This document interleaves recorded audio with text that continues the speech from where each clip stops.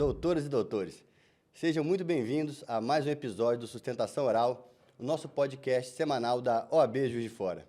E comigo, como sempre, o meu grande amigo, professor e advogado, Dr. Rodrigo Campanacci. Rodrigo. A você que está assistindo novamente este podcast, é uma forma de comunicação institucional e eu queria aqui de antemão agradecer esse que é, sem dúvida nenhuma, o melhor host dos podcasts do Brasil, que é o meu querido Dr. Daniel Dori. Muito obrigado.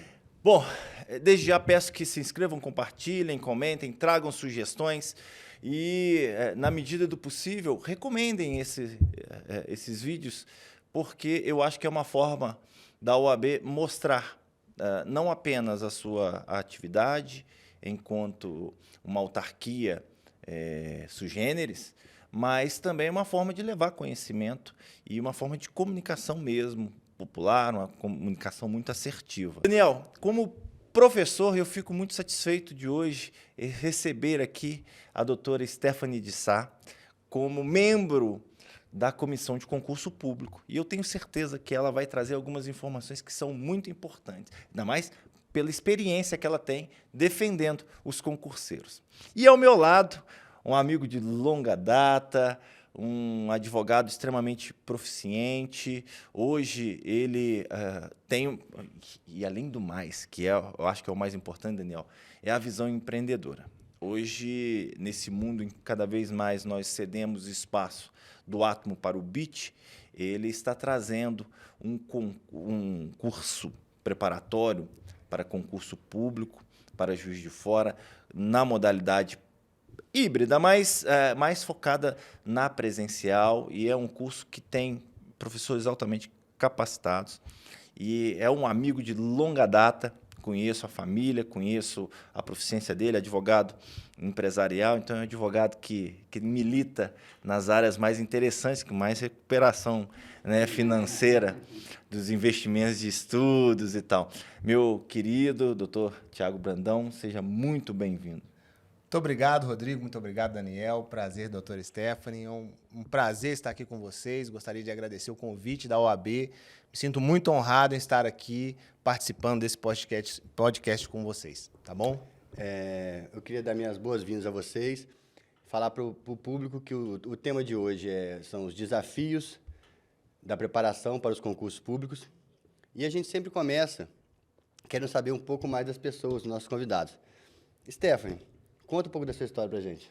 Bom, pessoal, eu até queria reforçar, complementar, né, o que foi trazido, assim, é muito honroso para mim estar aqui com vocês.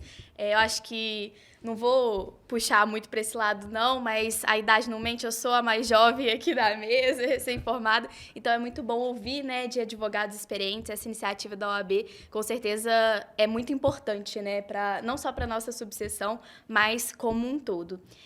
Eu sou recém-formada, me formei no finalzinho do ano passado e desde então eu tenho atuado aí como advogada dos concurseiros. Eu trabalho num escritório focado nessa parte de atender processos seletivos, né? Então a gente trabalha com residência médica, vestibular e também concurso público.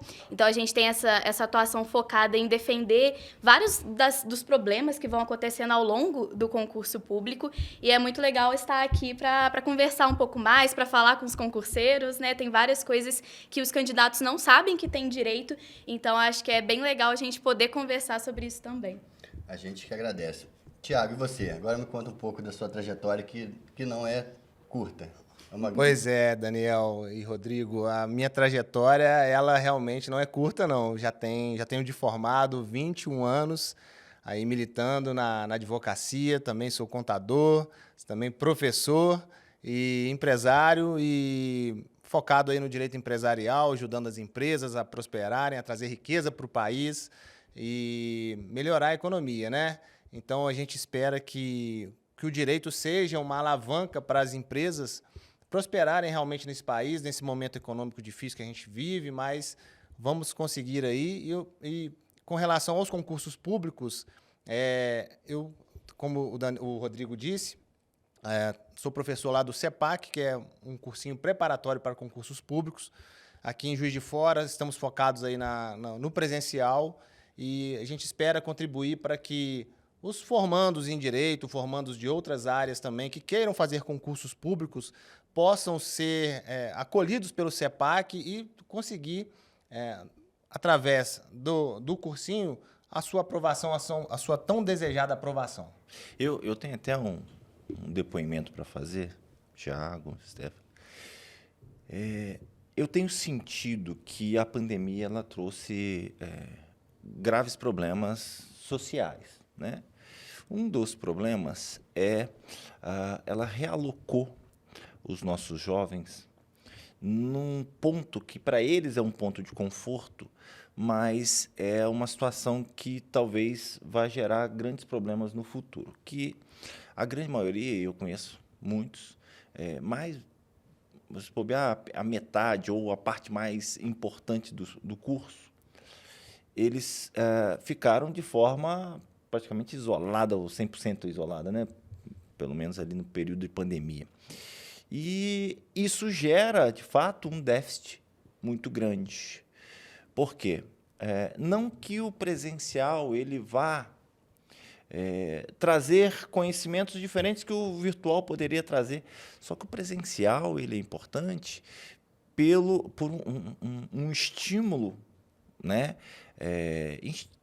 Instintivo mesmo, que é o exemplo e o contato direto.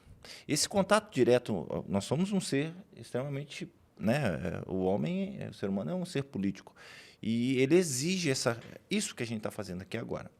Por mais que tenha também o virtual, é uma tecnologia, é um instrumento que tem que beneficiar esse tipo de contato, esse network que a gente faz. E eu tenho visto como professor, que fui professor universitário, agora professor de cursos, eu vejo essa carência e essa dificuldade que eles têm, inclusive de adaptação, né? Rodrigo, complementando, acho que talvez um outro desafio seria a própria disciplina de você estudar virtualmente em casa. Você não tem aquele compromisso de ir até o local, se deslocar, onde você já vai se preparando, você cria aquela rotina. Quando até o próprio home office, hoje em dia, um dos desafios é você conseguir encaixar aquele seu trabalho dentro da sua rotina em casa para você continuar sendo produtivo da mesma forma. Você, Thiago, como é que você vê isso que o Rodrigo falou em relação a essa migração para o virtual? Vocês que é um empresário que está apostando no ensino presencial, como você vê isso? Porque uma das razões que o virtual está se espalhando muito, talvez seja até por redução de custos, porque você consegue atingir um número maior de alunos com investimento menor. Mas como você vê isso e como você decidiu atuar dessa maneira? Então, Daniel e Rodrigo, eu concordo plenamente com o que o Rodrigo falou. Eu acho que a pandemia, ela realmente mudou os hábitos das pessoas. E isso impacta diretamente nos concurseiros, porque eles se acostumaram ali com a pandemia a estudar virtualmente. E muitas das vezes o contato direto com o professor, ele é importantíssimo para sanar dúvidas, para você ter ali um olho no olho, que o virtual não te dá essa possibilidade. E muitas das vezes o virtual são aulas gravadas, então você tem que mandar as suas dúvidas para uma plataforma para você receber talvez daqui a 2, 3 dias uma resposta para a sua dúvida. E isso acaba atrasando o concurseiro, a pessoa que está estudando para o concurso público, na sua preparação. E quando você está ali, olho a olho com o professor, você tem a possibilidade de tirar sua dúvida presencial e você tem a possibilidade de entender de fato a matéria. Esse contato pessoal, infelizmente ou felizmente, o virtual não substitui. Complementando, o Rodrigo deve concordar comigo, a construção de memórias é muito ligada ao emocional, ao que você sente. E uma aula gravada, querendo ou não, ela é muito mais fria. Então, esse contato direto com o professor, que entende o aluno, percebe quais são os grupos, quais são as dificuldades, os anseios, ele consegue criar uma conexão muito mais forte. E com essa conexão criada, é muito mais fácil transmitir o conhecimento de uma forma que a pessoa aprenda e guarde aquela na memória afetiva. Sim, junto com o conhecimento. Até para poder responder o que o Daniel falou, por mais que não tenha sido uma pergunta, tenha sido uma afirmação, mas eu acho que isso deve ter gerado até uma curiosidade para quem está assistindo. De fato, Daniel, Quintiliano, aí, um dos grandes professores, né, o Orgulho da Toga Romana, Quintiliano ele escreve um conjunto de... É um livro, mas é um conjunto de... São 4 tomos, cada um dessa grossura. E ele falava o seguinte, que a memória é filha da arquitetura. O que isso quer dizer? Aonde você estiver, ela vai gerar ali uma recordação, né? A memória enquanto um dos requisitos da própria oratória, né? Porque ele defendia a oratória. A oratória, enquanto também filha da arquitetura, a memória estaria junto. Porque nós temos palácios mentais, estratégia de você colocar em determinados castelos imaginários determinados conteúdos que você tem que gravar. Isso é até uma técnica mnemônica, né? No lugar deste copo, eu imagino que por exemplo, um código penal, né? No lugar deste microfone, eu imagino que é um indivíduo preso. E assim eu vou fazendo essas analogias, essas correspondências, para que eu possa fixar. Então, de fato, a memória ela é muito necessária e é necessária também para o concurseiro e ele ter esse tipo de conhecimento. Por quê? Porque a memória é onde ele vai ter que buscar ali. Por isso, palácio mental. Ele continua aquele caminho, aquela trilha, para que ele consiga buscar aquele conhecimento. Informação. Agora, fala um pouco da comissão. Como que a comissão atua? Há quanto tempo você já tá trabalhando nessa comissão? Quais são os seus principais projetos e áreas de atuação? Bom, a comissão ela é bem recente, né? A gente começou faz alguns meses, mas é um projeto antigo do presidente, o Dr. Caio Tirapani, e a intenção mesmo é dar olhar para esses candidatos. Então, assim, é uma trajetória penosa, eu acho que você pode até falar melhor do que eu, Thiago, que está ali no dia a dia desses concurseiros. Então, é uma trajetória penosa e o que a gente quer fazer é espalhar realmente informação para que os concurseiros tenham pelo menos algo facilitado ali. Então, além da própria dificuldade do concurso, que a gente sabe que é muito grande, então os conteúdos são muito extensos, a memória, né, é um fator diferencial para quem está tentando ali a sua vaga, e existem, né, ao longo dessas caminhadas individuais, vários desafios que às vezes vão acontecendo pelo edital, pela administração pública, que podem ter a ajuda de um advogado, né, para a pessoa conquistar esse sonho, enfim, mudar de vida. Agregando o que vocês falaram, olha como é importante, né? A gente está aqui defendendo que o modelo presencial realmente ele constrói memórias e ele é um facilitador na caminhada para o concurseiro. E eu disse anteriormente aqui que ele consegue conversar com o professor olho no olho, tirar a dúvida ali, mas também o contato com os colegas. Esse é um contato fantástico. Por quê? Porque ele vai, às vezes, conseguir mensurar o conhecimento dele pelo do colega. O meu colega aqui, que vai fazer o mesmo concurso que eu, ele está sabendo mais do que eu, então eu preciso me dedicar mais em determinada matéria. O meu colega aqui me convidou para estudar na casa dele. Estamos relacionando, estamos fazendo esse networking de estudantes para que a gente consiga um objetivo comum, que é passar no concurso público. Então, complementando aqui o que vocês disseram, veja a importância de um curso presencial, porque para superar um grande desafio que é o estudo. O estudo, eu acho que é o principal desafio de qualquer concurseiro. Ele tem que se dedicar, ele tem que estudar, ele tem que ter horas de livros lidos, exercícios feitos e dedicação, porque a aprovação no concurso público realmente exige que ele tenha uma dedicação. E muitas das vezes, no virtual, essa dedicação falta. Por quê? Porque às vezes ele é casado, ele tem um filho que quer brincar, e ele está em casa, ele não consegue se dedicar. Ele está no trabalho, não consegue ver a aula. Então, o presencial, no meu ver, é o melhor instrumento para que você consiga aprender e ter esse network. Eu concordo plenamente, porque é uma jornada muito penosa, de muito sacrifício. E você tem um network com companheiros que estão na mesma jornada que você tem um professor que está te dando uma atenção ali única, exclusiva, para um grupo pequeno de alunos. tudo isso aí te dá um certo conforto. E acho que motiva as pessoas mais do que você assistir uma videoaula em casa, né, Rodrigo? Você que vê isso na prática, dando aula. Essa questão do network eu acho interessante também, porque eu não sei, você conhece algum amigo de sala de aula que virou amigo para o mundo, para a vida? Conhece? Quem? Você. Ah! Não, porque esse tipo de relação é importante, porque um acaba que incentiva. Às vezes, hoje eu posso estar um pouco melhor, amanhã ele vai estar muito melhor do que eu, depois da manhã ela vai estar melhor que todos nós. Hoje você está lá em cima, a gente mira e vai seguindo. Eu acho que essa relação de proximidade, né, esse tipo de network é importante também até para incentivar para os concursos. Isso é necessário, sim, esse contato, né? Não que a gente não possa ou que a gente deva esquecer da tecnologia. A tecnologia está aí, ela é necessária e é muito necessária para quê? Para ajudar. Certa vez, só para passar a palavra para a Stephanie, eu vi, Stephanie, uma palestra, um professor antigo, já morreu, já tem quase 10 anos que ele faleceu, professor Pierluigi, e perguntaram para ele, professor, o senhor acha que deve substituir o professor de sala de aula, cuspe-giz, né, pela tecnologia? Ele olhou, falou, tem que substituir. Todo mundo olhou.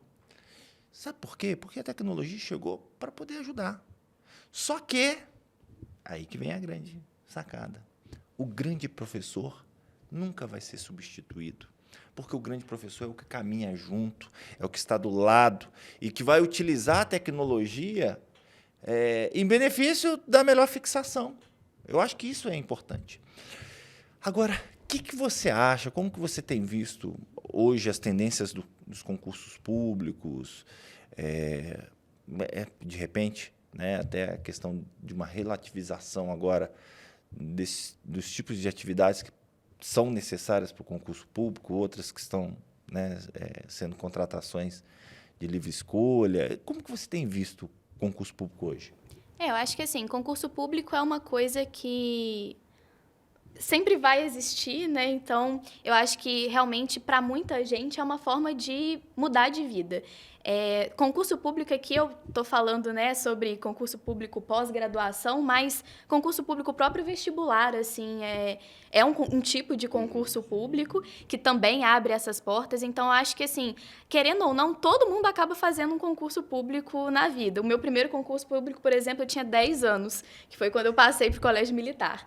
E desde então, PISME, Enem. Então, assim, a gente sempre tá envolvido nessa preparação, seja na sala de aula, que eu concordo que a tecnologia ela é muito importante, mas esse contato humano é o diferencial não só para os alunos, eu também fui aluna de pandemia, mas também para os professores. Eu tive a oportunidade de lecionar em cursinho popular, então essa diferença de sala de aula e virtual eu também peguei, né, das duas pontas, mas de uma forma geral, né, o concurso público é uma maneira de mudar de vida. Por isso que eu acho que é importante também a advocacia olhar para esses candidatos, porque muitas vezes, principalmente na faculdade, aí minha memória está fresca, a gente tem, né, essa divisão, quem quer advogar, quem quer fazer concurso público, e na verdade eu acho que existe muito ali em comum entre os dois, e essa possibilidade da advocacia não apartar quem é o concurseiro, né? Então, quando eu falei aqui que eu sou advogada do concurseiro, de fato, para olhar para essas pessoas e facilitar esse processo. Aqui a gente não é o professor, né? Eu vou deixar esse cargo para você, mas a gente também está acompanhando para falar, inclusive, sobre ilegalidades que a própria administração pública pode cometer. Como você vê em relação a esse concurso unificado que teve esse ano, que eu acredito que é uma tendência, que seria como, acho que em pouco tempo vai virar como se fosse o Enem. É o Enem dos concursos. Porque facilita muito, porque um dos problemas que os concurseiros têm é esse gasto de ter que ir na capital fazer uma prova, de ter que se deslocar, pagar hotel. E com esse concurso unificado, você concorre a vagas nacionais de todas as regiões, fazendo provas em locais muito próximos, e até para mais de um cargo, né? Você poderia escolher 3 cargos. Isso. Como é que você vê as tendências? Você acha positivo? O que você vê de problemas nisso. E você acha que isso beneficia o princípio da eficiência na administração pública? Porque você começa a selecionar os melhores de fato, e não aqueles que têm mais condições De fazer a de prova. fazer a de fazer prova. a prova. Eu acho que é uma forma, assim, de democratização desse tipo de processo seletivo, né? Como você falou, gasto, viagem, querendo ou não, já seleciona uma parte da população. Mas é fato, assim, o CNU teve uma série de problemas e eu acho que isso evidencia que talvez nem a própria administração estivesse preparada para a magnitude desse concurso público. A gente teve, né, no caso do CNU, a gente teve até o adiamento das provas em razão das enchentes no Rio Grande do Sul e que, com muita sensibilidade, o governo realmente tinha que suspender essas provas, né? Mas realmente é uma democratização, dar acesso a todos que possam fazer um concurso público e que queiram, né, seguir a carreira, entrar e fazer a prova e ser selecionado. Eu acho que isso é importante, sim. Você que trabalha nessa área, que tem muita experiência, o CNU, por exemplo, teve, acho que quase 50% de ausência dos inscritos para as pessoas que fizeram as provas. Por que você acha que traz esse tipo de ausência? Por que a pessoa se inscreve e não vai fazer? Que tipo de candidatos são esses? Você acha que isso acontece também em outros concursos? Que eu só tenho esse dado desse concurso do CNU especificamente que eu li recentemente. Não, mas outros concursos públicos também devem ter um número, Mas uma isso média aí, de ausência. isso aí eu acho que consigo até trazer também alguma informação, porque na nossa época, que talvez essa aqui nem sonhava em nascer, quando criaram o Enem, eu fiz o primeiro. Também fiz o primeiro, né? Muitas pessoas se inscreveram naquela prova e a prova não valia para entrar na faculdade, valia nada, só fazia por fazer. Eu lembro, eu estudava num colégio particular, famoso Juiz de Fora, e aí incentivaram a gente, faz. A maior parte dos meus colegas do colégio, né, inclusive incentivado pelo seu sogro, que era coordenador, professor nosso, não foram fazer. Simplesmente não foram, porque não valia nada, não valia ponto, não valia nada, não valia ponto nem no colégio. Nesse caso do concurso vale, mas a pessoa se inscreve. No concurso vale. Mas o número é alarmante, 50% quase não foram. Eu acho que é o seguinte, como a oferta de vagas foi muito grande, as pessoas, movidas por algum desejo de mudar de vida, elas realmente fizeram a inscrição para ir fazer o concurso público. Mas depois vai passando o tempo, ela vai vendo que ela não se preparou, que ela não estudou, que ela está atrasada nos seus estudos. Então, ela pensa o seguinte, olha, realmente eu fiz a inscrição, mas eu não estou preparado, eu vou ter esse gasto de viajar? E aí eu acho que aconteceu isso, porque nunca tivemos um concurso com tantas vagas como esse do CNU. Foi a primeira vez.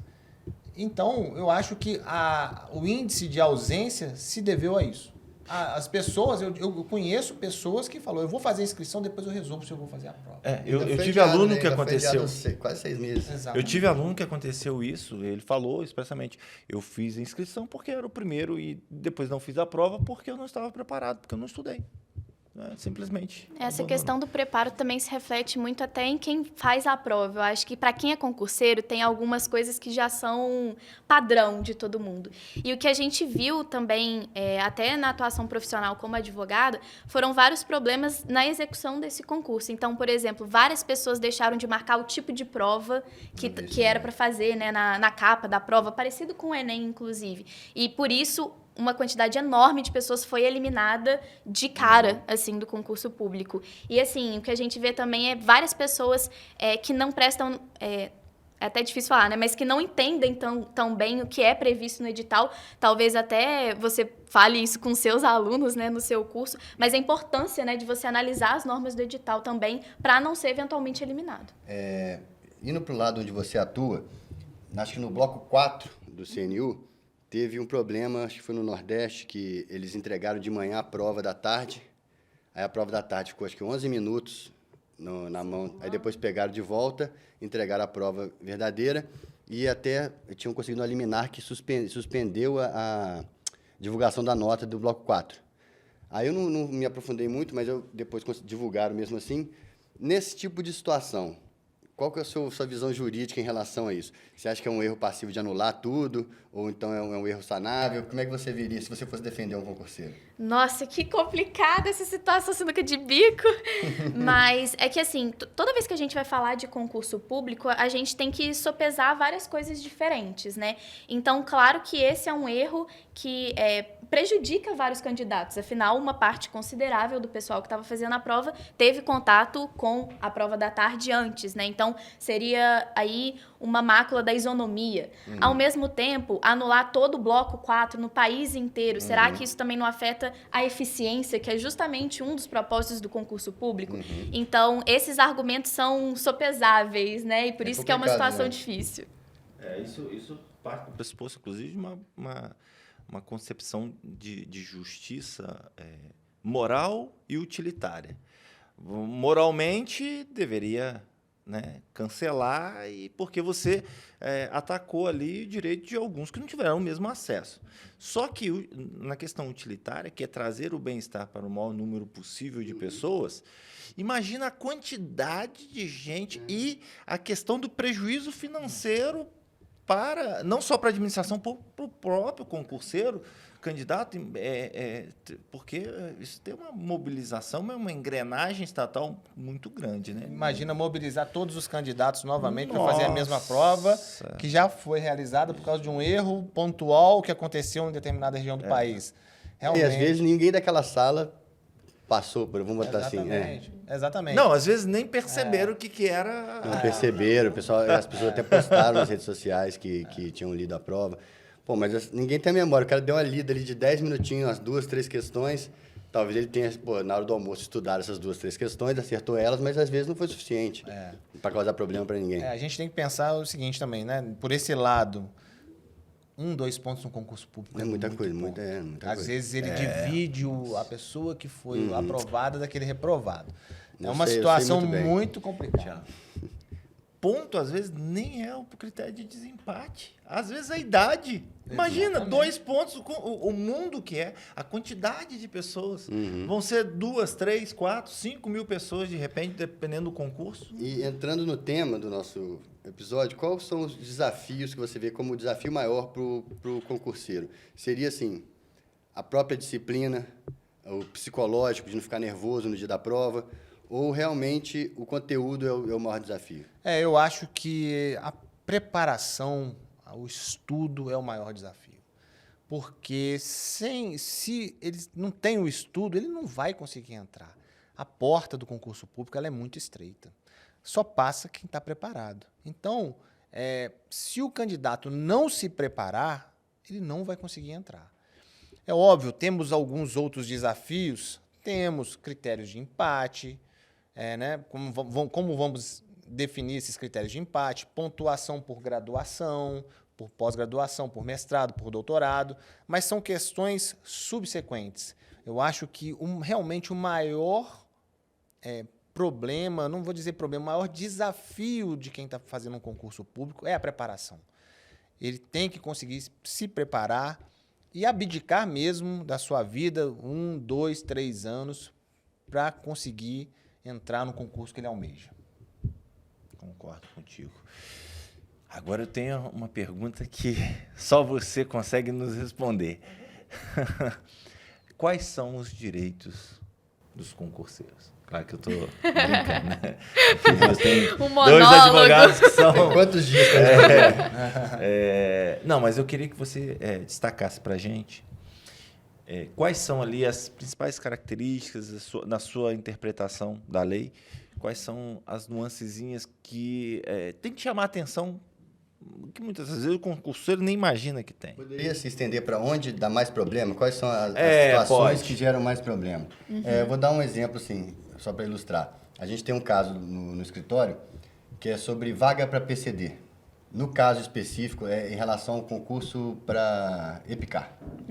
Porque o Exército, teoricamente, não é obrigado a reservar vagas para PCD por razões lá que eu discordo completamente. Mas não é uma coisa pacífica, existem interpretações diversas. Nesse sentido, quais outros desafios que você vê que geram problemas, que geram mais processo em relação aos concursos? Bom, a gente tem muitos desafios, né? Eu acho que vários passam justamente por aquilo que você estava comentando, Rodrigo, de pesar a utilidade e o viés principiológico, moral. Várias vezes o que a gente vê é que depois da parte das provas, né, de tanto cansaço, tanta abdicação, o que os concurseiros acabam encontrando é uma administração pública muito dura, muito formalista. Então, em várias situações, o que a gente vê é o concurso se apegando em muitos detalhes e acabam eliminando os candidatos, ao invés de prezar por essa eficiência, pela escolha de candidatos preparados. Você comentou de um caso do escritório de vocês, também vou aproveitar para dar alguns exemplos. Então, a gente já teve que lidar, por exemplo, com um caso de uma candidata que apresentou a documentação em tempo hábil e a documentação tinha um erro de preenchimento, era até a carteira de trabalho, e por causa desse erro, em uma das páginas, ela foi eliminada do concurso, sendo que ela estava aprovada, inclusive, numa colocação muito boa.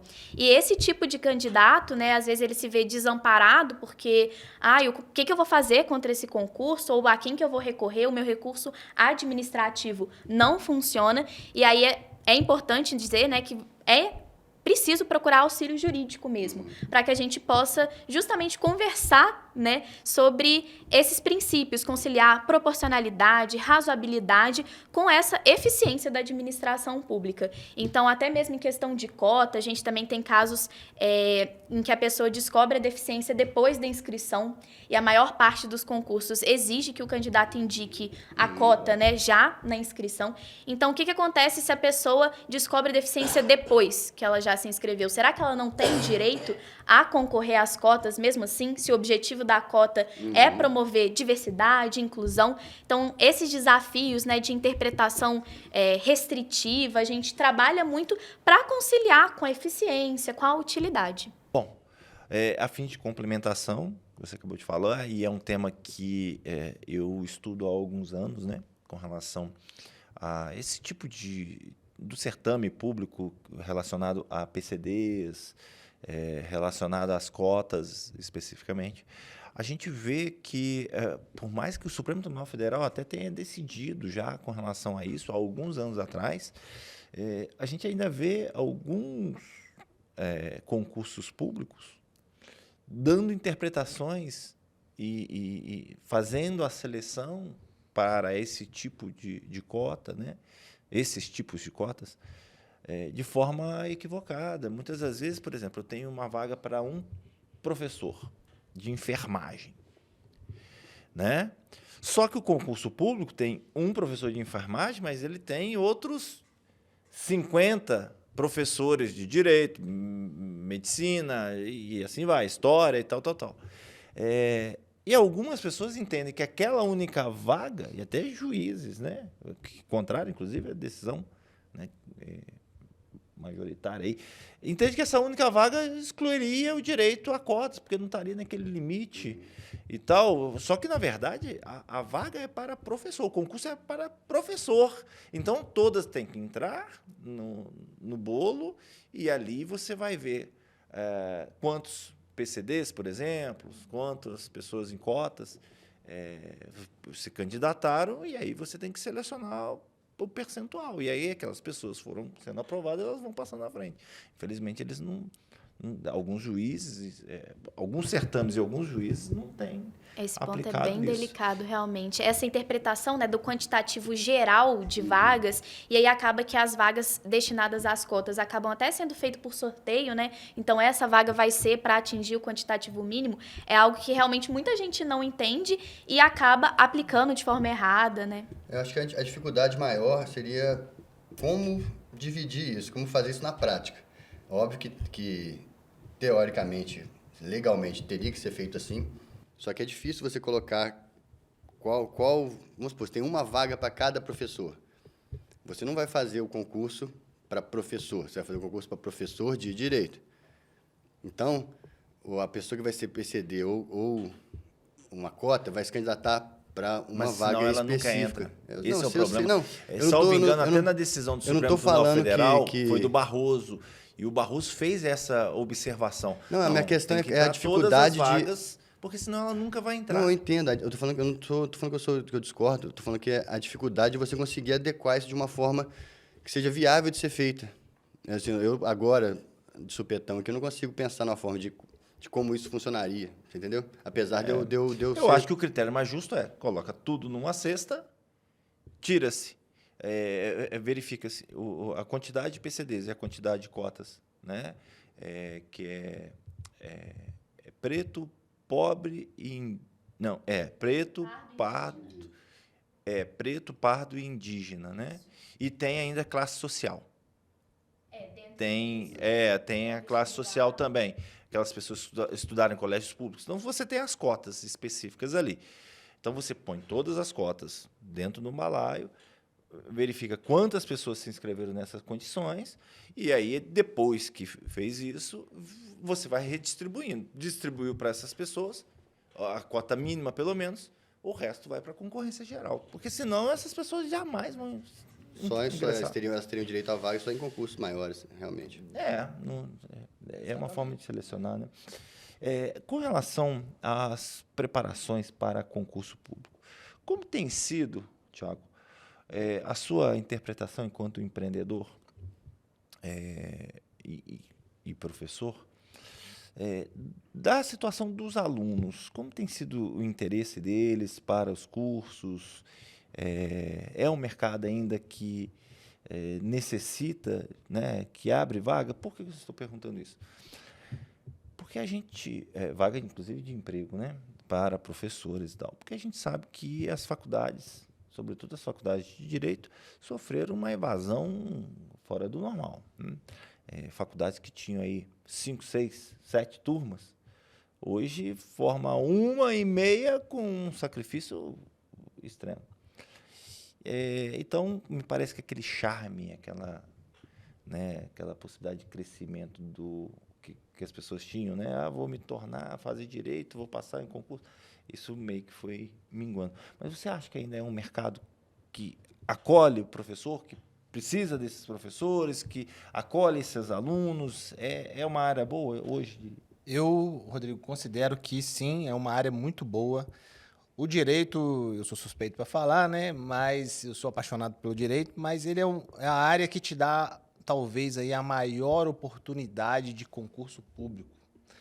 Uma pessoa que faz direito, ela está habilitada para fazer qualquer tipo de concurso, exceto, obviamente, aqueles bem específicos da área da saúde, né? Mas, tirando isso, qualquer cargo, você precisa ter, você vai ter prova de direito, você tem noções de direito, qualquer concurso público tem. Então, eu acho, sim, que tem espaço. O mercado precisa de bons profissionais. O mercado está formando profissionais, mas ainda acho que tem espaço para todo mundo. Bons profissionais têm espaço em qualquer lugar. Então, assim, eu acho que também tem acolhimento. Se o professor ele for qualificado, ele tem condições de dar aula, tem condições de ser contratado. Então, eu penso que é um mercado muito bom, um mercado muito favorável para quem é formado em Direito. E em relação à sua experiência com o tempo, em média, que um candidato... Obviamente, existem exceções, mas o tempo, em média, que um candidato é aprovado. Assim, é na primeira tentativa, na segunda, depois de uma 2, outra 3 faculdade, anos. Né? Outros 5 anos de concurso. Qual que é assim? Obviamente, não vai ser um dado preciso. Sim. Mas, assim, na sua experiência. Na minha experiência, eu vejo que quanto maior o nível do cargo, maior tempo a preparação. Eu estimo aí que para os maiores cargos, juiz, promotor, defensor público, né, 4 anos de estudo, 3 anos de estudo, e aí vai essa média. Tá? Cargos, polícia, técnico... Agente penitenciário, polícia penal. Isso. Esses cargos, eu estimo 2 anos de estudo.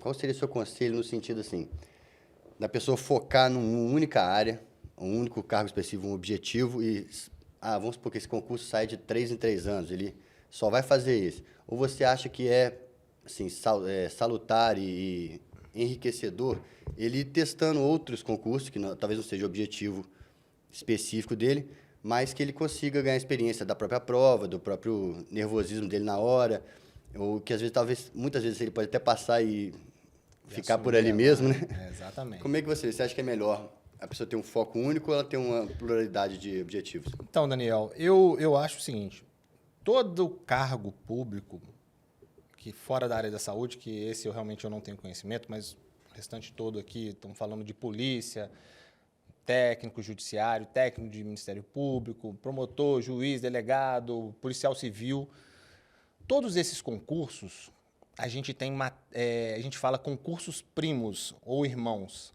porque se você estuda para defensor público, ao mesmo tempo você está estudando para promotor e para juiz. Se você está estudando para PRF, ao mesmo tempo você está estudando para PF e também para alguns concursos de polícia. Se você está estudando para agente penitenciário, você está estudando para guarda municipal também, porque as matérias são muito próximas. Então, assim, eu vejo com muito bons olhos se o candidato consegue fazer essas provas, porque ele ganha corpo, ele vai estar mais bem preparado para aquele concurso que ele tem, ele já vai ter passado por aquelas etapas, ele vai ver quais as matérias ele precisa dedicar mais, quais as matérias ele está bem, o que ele precisa, né, voltar o estudo dele para aquelas matérias que ele foi ruim e manter as matérias que ele foi bom. Então, assim, eu vejo com muito bons olhos que os candidatos consigam fazer. É óbvio, a gente tem aqui as questões, né, financeiras, né, porque não é barato você se deslocar, para você fazer um concurso público, ficar 2, 3 dias numa cidade, num hotel, alimentação, isso tudo, né, pesa para quem só está estudando para concurso público. Mas quem tem condições, assim, eu sou amplamente favorável a que faça, sim, que estude para aquele concurso que ele almeja, mas que ele faça a prova dos concursos irmãos, concursos primos ali. Ele vai ganhar muita bagagem com isso. Essa preparação de ganhar corpo é até legal essa expressão que você usou, principalmente para essas carreiras policiais. O que a gente, às vezes, não se dá conta quando não é o nosso foco é que existe uma etapa física, né? Então, eu acredito também que para o TAF, até para avaliação médica, é importante os candidatos continuarem se preparando, porque acaba que os TAFs também vão sendo parecidos para essas carreiras policiais, militares, então até ganhar corpo para esse tipo de fase. E você falou um assunto interessante, que é sobre as provas físicas. Eu li recentemente, assim, como é que você vê essa aplicação das provas físicas em relação a homens e mulheres? E até mesmo, indo um pouco mais além, para PCDs, que necessitam de adaptação. Você já teve algum problema nesse sentido no seu escritório? Como é que você vê essa situação? Então, acho que essa fase ela é delicada porque a pessoa já passou, né, pela prova objetiva, muitas vezes pela prova discursiva. Então, é aquele quase alcançando que a gente também tem que prestar muita atenção. O que a gente vê na prática é que em que vários concursos, essas etapas de teste físico, até avaliação médica, ela não segue exatamente o que está previsto no edital. E daí a importância de se analisar muito bem o edital de todo concurso que você, concurseiro, for fazer. Então, o que eu vejo até pela minha experiência profissional é em que várias provas o aplicador dá uma orientação que não é precisa ou aplica um critério que não estava previsto no edital e aí o candidato acaba sendo prejudicado, reprovando no teste de forma injusta. E aí, nesses casos, é possível sim recorrer, inclusive judicialmente, até porque é dever da administração pública gravar esses testes. Então, é importante que o candidato até mesmo tenha acesso à gravação de todo o teste de aptidão para que esses elementos sejam verificados depois e não aconteça nenhuma injustiça. E ocorre de muitas vezes não ter essa gravação? Muitas vezes. Então, é pedido administrativamente, não consegue, entra no judiciário, não consegue, então isso vai cada vez mais deixando a luta mais difícil. Aproveitando a sua pergunta, eu acho que todo concurso público, ele deveria, no edital, ele prever o máximo de hipóteses possíveis para candidatos PCDs, homem, mulher, a diferenciação no TAF. Porque já vi casos de mulheres que estão grávidas, 9 meses, como é que ela vai fazer o TAF? Tem que ter um critério que ela possa fazer depois e um tempo que ela possa, né, sair dali do período de resguardo para fazer o TAF depois. E muitas das vezes o edital ele coloca essa posição como eliminatória. Não foi, está eliminado. E eu acho isso um erro que tem que ser corrigido e o judiciário está aí para isso, os advogados, o doutor Stefano está aqui exatamente para isso, para fazer valer o direito da pessoa, porque, obviamente, né, se a pessoa não está em condições naquele dia, eu não estou falando aqui de simplesmente estar passando mal no dia, eu estou falando de uma condição que realmente impede a pessoa de fazer. Foi outra coisa que ela falou, a pessoa, vamos supor, ela se inscreveu não sendo PCD ou não tendo conhecimento da sua condição e depois descobriu. Isso não pode restringir os direitos delas serem plenamente atingidos, né? Exatamente. A comissão, né? Qual é o tipo de atividade que a comissão pode trazer de auxílio aos concurseiros? É mais informativo? Tem algum amparo? O que a comissão se propõe? Então, nesse primeiro momento, a gente é uma comissão bem recente, né? Nesse primeiro momento, eu acho que o foco é mesmo informativo. Como até a gente tem conversado, né? Vários dos direitos dos candidatos não são cumpridos, até porque o candidato não conhece. Então, essa possibilidade até de postergar um TAF, ou então essa eliminação em teste de aptidão por um critério que não estava previsto. Às vezes, a pessoa é eliminada na avaliação médica por uma condição de depressão leve. Então, assim, os candidatos, eles são afligidos em todas as etapas do certame por não conhecerem os seus direitos. Então, acho que a comissão, nesse primeiro momento, é de divulgar o que você tem que cumprir, a risca no edital, o que a administração pública não deve impor a você, esse ônus a você, porque é uma disparidade de poder muito grande, né? Para que o concurseiro ele esteja blindado nesse sentido e esse esforço de 2 anos, 4 anos, não seja perdido por uma arbitrariedade. Então, acho que é mais espalhar esse tipo de informação, porque, claro, a administração pública, ela, né, tem o seu poder discricionário, o concurso público é um exemplo disso, mas a gente também não pode deixar que os candidatos sejam prejudicados por esse exercício arbitrário. Então, nesse primeiro momento, eu acho que essa divulgação para que os candidatos tenham esse suporte também. E das demandas que vocês mais atuam, assim, o maior volume são de pessoas que passaram e tiveram algum problema, ou ficaram ali num excedente, ou é mais previamente, por exemplo, no caso que eu contei aqui em relação a uma vaga para PCD que não foi destinada, onde está mais a área de atuação que você vê do advogado que vai defender o concurseiro? É mais no pré-aprovação ou no pós-aprovação? Então, problema em concurso é o que não falta, né? Então, tem muito. Mas até eu acho que, de forma surpreendente, depois da aprovação, o concurseiro segue sofrendo com muito problema. Então, a gente atua também muito, até depois da aprovação, candidato que foi aprovado dentro da vaga, do número de vagas, e não foi chamado pela administração pública, que abre um novo concurso dentro da validade do certame, ou então um candidato que está em cadastro de reserva e abre um novo concurso, ele não tem esse direito, contratação temporária. Então, você vê que a vida do concurseiro ela é difícil até depois da aprovação. A gente tem, lá no escritório, a gente tem visto também, não é o nosso foco, né? Como eu disse aqui, a gente milita no direito empresarial, mas por eu estar também na área jurídica do CEPAC, eu vejo que muitos candidatos são convocados apenas pelo Diário Oficial. E vamos ser sinceros aqui, ninguém acompanha o Diário Oficial. E quando ele fica sabendo, já chamou 3 para frente dele ali, né, que ficaram atrás dele, e ele chega, e agora, o que eu faço? Então, é um problema, isso já parece que já está até pacificado pelo STJ, que tem que notificar pessoalmente o candidato para ele tomar a posse da vaga.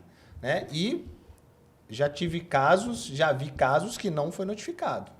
Então, esse é um dos problemas também enfrentados pelo concurseiro. E acontece até com certa frequência. Essa semana eu vi, não sei se é verdade, não confirmei, né? A fonte pode não ser, mas um candidato prestou o certame, foi aprovado, aí 2 anos depois, ou 3 anos depois, alguma coisa assim, um prazo depois, ele foi olhar no Google, viu que tinha sido aprovado. Aí foi saber, um homônimo... Ah, eu vi o do homônimo, Um homônimo Assumiu o cargo! Olha, alguém entrou no lugar do... Absurdo. Uma situação dessa, obviamente, merece apuração, né? Porque só pelo nome ninguém tem condições de tomar posse num lugar do Eu outro. fico pensando nesse cara em casa, chegou aqui, ó. Você agora acaba de ser aprovado no concurso. Eu falei, que concurso? Ele ainda estava trabalhando há 3 anos, assim, talvez nunca nem teria nem estudado nada da área. Olha o perigo, gente. Realmente, essa comunicação é pacificada pela jurisprudência, tem que ser individualizada, pessoal. Ninguém olha diário oficial. Mas entendeu? em relação ao prazo, assim, vocês que atuam nessa área, 3 anos depois, ainda estaria no tempo hábil para requerer o seu direito? Então, tudo é argumentável, mas a gente vê esse caso de forma ainda mais absurda. Lá no escritório a gente já teve um caso em que o candidato foi nomeado, apenas comunicado pelo Diário Oficial, passou o prazo, então o prazo era até hoje. No dia seguinte, a administração pública já convocou o próximo, e ele descobriu um dia depois. E aí já tinha ocupado a vaga, como que a gente vai fazer? Então, assim, é fato que quanto mais tempo, mais difícil. Não no caso do homônimo, né? Mas nesse caso do homônimo, especificamente, claro que a gente não analisou e seria só hipotético, acredito eu que teria um vício... ali o ato é nulo, né? Então, Não foi o aprovado. Mas nesses casos de convocação do próximo, ainda mais nesse período curto, né? É bem complicado. Detalhe, aí eu fazendo advogado advogado. Ele, por mais que ele não tenha sido aprovado, ele assumiu a vaga. Então, ali, ele, enquanto assumiu a vaga, ele se enquadra nos critérios do artigo 327 do Código Penal, o parágrafo. Ele é funcionário público. Se lá até o estagiário sem remuneração, né, vai ser... Ele não vai, o jurado vai ser... Né, aí que vem a grande questão. Além dele perder o que não era dele, ainda existe a possibilidade dele responder por improbidade administrativa e ser obrigado a devolver, pelo dolo, tudo que recebeu.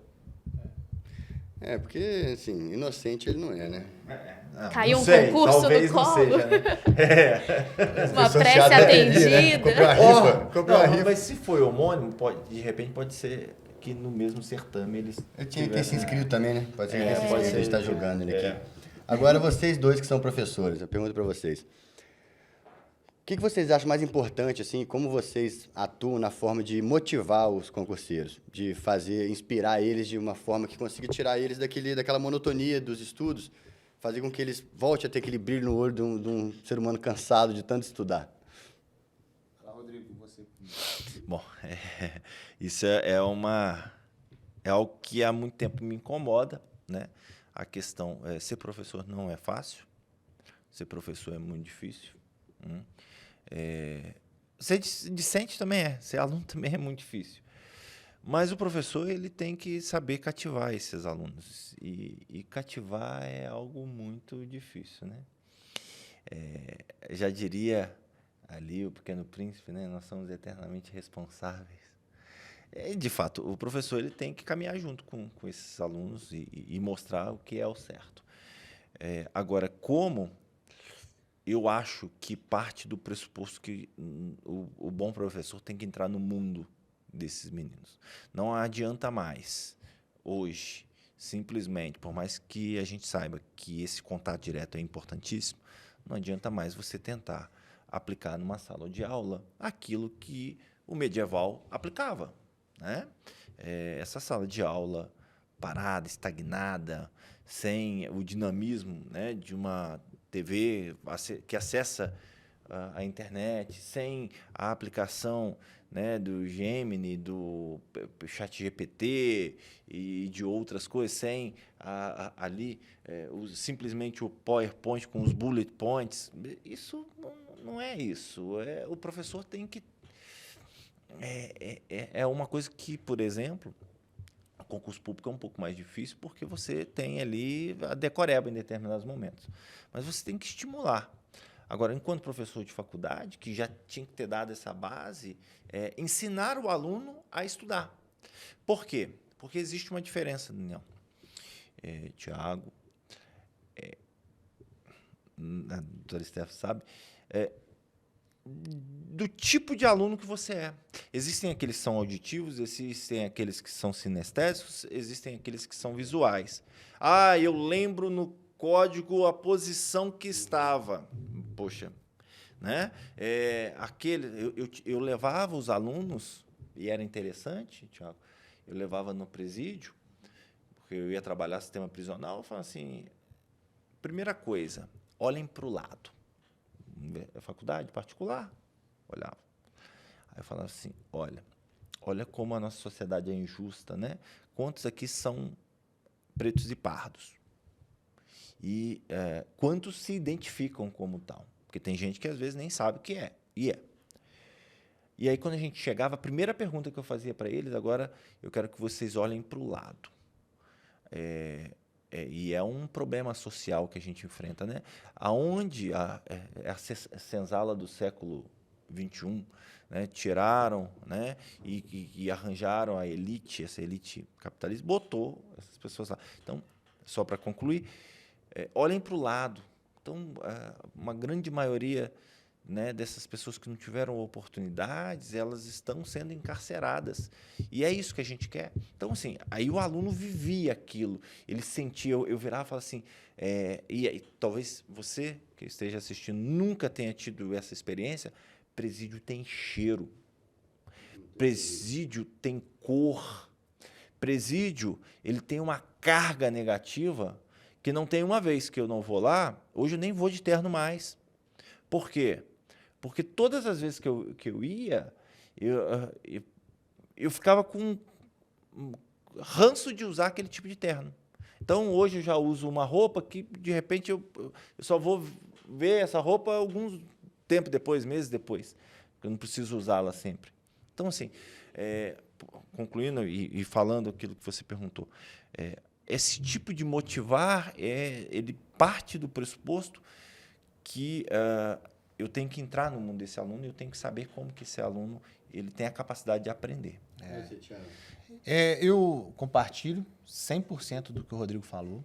Acho que a gente tem que entrar no mundo do candidato, do aluno. A gente tem que entender de onde ele vem, qual é a realidade dele, para que a gente consiga se comunicar com ele. Porque não adianta nada a gente estar falando A e ele está entendendo B. Então, a gente tem que realmente entrar no mundo dele. E eu particularmente, gosto muito de motivá-los a estudar sempre com exemplos. Eu, particularmente, gosto de aprender com exemplos. Então, quando eu estou tentando ministrar alguma coisa, tentando dar aula de alguma coisa, eu gosto de dar exemplos para que a aula não fique teórica demais. Então, eu acho que o exemplo consegue fazer com que eles visualizem a situação. Traz uma concretude, né? Exatamente. E também, estou lembrando aqui de um amigo meu que é delegado, ele me falou, e isso é importante, se você é concurseiro, procure fazer isso.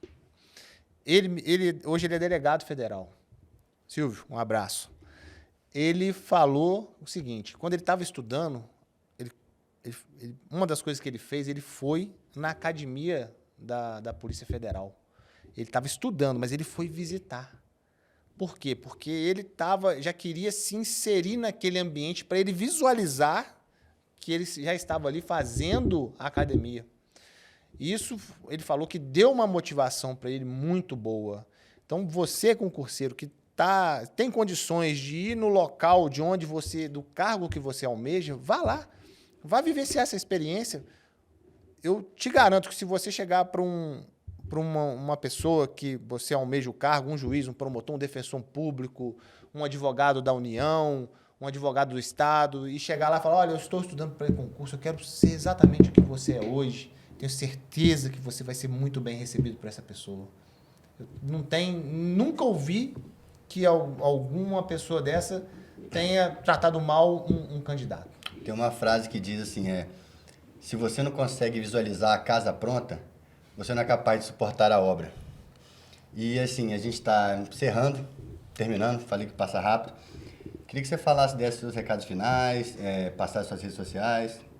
Bom, obrigada de novo pela oportunidade, foi incrível, né? Conversar com essas experiências diferentes. Eu acho que é mais saber que os concurseiros que estão nos assistindo não estão sozinhos, tem os professores, né? Tem os advogados que também estão lutando pelo direito de vocês. Então, inclusive, né, caso tenha alguma coisa acontecendo, né? Se você se sentiu prejudicado, que você procure auxílio jurídico. Eu trabalho com isso, né, no escritório Caio Tirapani, e a gente está preparado para auxiliar na sua caminhada também. Obrigada. A gente agradece. Você, Thiago? Bom, gostaria de agradecer ao OAB, ao Daniel, ao Rodrigo pelo convite, por estar aqui, a presença da doutora Stephanie. Foi muito bom esse bate-papo. Esse trabalho que a OAB tem feito aqui é muito bom e tem que continuar. Acho muito salutar, muito bom para você que está em casa nos ouvindo, você que é advogado, você que é concurseiro. Acompanhe aqui o canal, é muito bom. E vou deixar aqui minhas redes sociais, do escritório Vieira e Brandão Advogados. E gostaria de deixar também do CEPAC, do Concursos Públicos, aqui de Juiz de Fora, um cursinho que a gente pretende levar o candidato à aprovação. Se você precisar, nós funcionamos ali dentro do Colégio Stella Matutina, e procure as nossas redes sociais, vai ser um prazer ter você aí como nosso estudante. Qual que é a rede social do @CEPACJF. Rodrigo? Bom, a você que assistiu mais um episódio do Sustentação Oral, eu, enquanto presidente da Comissão de Marketing e Empreendedorismo da 4ª Subseção, Juiz de Fora, só tenho a agradecer. Tenho a agradecer a esses dois convidados. Sei que foi um tema muito instigante, um tema que a gente hoje trouxe uma forma de acolhimento a essas pessoas que estão, esses jovens que estão, às vezes nem tão jovens assim, mas normalmente as pessoas mais jovens que estão almejando uma profissão, constituir uma família, conseguir um emprego. Mas eu queria aqui, Daniel, e como professor, fazer um reconhecimento pessoal. Tá? Não a conhecia, doutora, passei a conhecer agora, como um amante da retórica, da oratória. Eu vi uma capacidade de comunicação assertiva, um brilhantismo, uma proficiência fora do normal. Eu me sinto orgulhoso, enquanto ser humano, de ver uma mulher protagonista como você, que veio, matou no peito a bola, né, o tijolo, e mostrou nesse episódio que o futuro do direito, de fato, né, está em boas mãos. Espero que você não abandone a advocacia. Eu ia até te fazer um convite para fazer parte do meu escritório, do Daniel, mas já vi que ela está bem empregada, bem encaminhada, mas o que for necessário, eu estou aqui à disposição. Meus parabéns. E a você, Thiago, também queria agradecer. Eu sei o quanto que é difícil ser professor, o quanto que é difícil ser empresário. Eu já tive curso de oratória, já pensei em fazer o que você teve coragem com seus sócios de fazer, que é montar cursinho, montar pós-graduação. O Daniel sabe disso. Mas depois eu recuei e foquei novamente naquilo que eu, de fato, nasci para fazer, que é dar aula e advogar. Essa visão aí empresarial são para poucos. Por mais que eu seja presidente da Comissão de Marketing e Empreendedorismo, eu sei o quanto que é difícil ser empreendedor num país em que, sobretudo, a educação ela não recebe o valor que deveria receber. Então, com essas palavras, eu agradeço a sua presença, recomendo extremamente o seu curso. Eu sei que Juiz de Fora precisava disso e que virtualmente, como ele tem modalidade híbrida, será também um marco divisor. E, no mais, a todos vocês, peço novamente que se inscrevam, compartilhem, comentem, tragam sugestões e venham participar da comissão, porque nós estamos de braços abertos e eu tenho certeza que esse projeto é um projeto duradouro, que esse projeto vai continuar, pelo menos, né, por mais algum tempo. Muito obrigado e a gente se vê. Até mais.